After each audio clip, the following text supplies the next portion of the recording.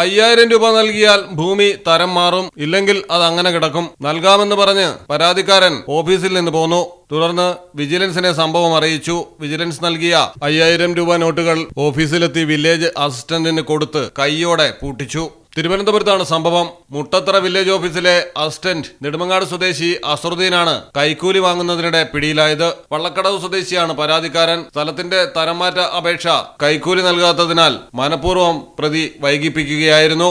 വള്ളക്കടവിൽ വീട് നിർമ്മിക്കുന്നതിനായി വാങ്ങിയ സ്ഥലം നിലം എന്നതിൽ നിന്ന് തരം മാറ്റി കിട്ടുന്നതിനാണ് പരാതിക്കാരൻ ഓൺലൈനായി ആദ്യം അപേക്ഷ നൽകിയത്. തുടർന്ന് നടപടിക്രമങ്ങൾ അന്വേഷിച്ചപ്പോഴാണ് മുട്ടത്തറ വില്ലേജ് ഓഫീസിൽ അപേക്ഷ പെൻഡിംഗ് ആണെന്ന് മനസ്സിലായത്. തുടർന്ന് പരാതിക്കാരൻ നേരിട്ടെത്തി അസറുദ്ദീനെ കണ്ടു. സ്ഥലം പരിശോധിച്ച അസറുദ്ദീൻ ഭൂമി തരം മാറ്റാൻ കുറച്ച് സാങ്കേതിക തടസ്സങ്ങളുണ്ടെന്നും 5000 രൂപ കിട്ടിയാൽ എല്ലാം വേഗത്തിലാക്കാമെന്നും പരാതിക്കാരനോട് പറഞ്ഞു. കൈക്കൂലി നൽകാൻ താല്പര്യമില്ലാതിരുന്ന പരാതിക്കാരൻ സംഭവം വിജിലൻസിനെ അറിയിക്കുകയും പ്രതിയെ കൈക്കൂലി വാങ്ങുന്നതിനിടയിൽ കൈയോടെ പൂട്ടിക്കുകയുമായിരുന്നു. മലയാളം ടെലിവിഷൻ, തിരുവനന്തപുരം.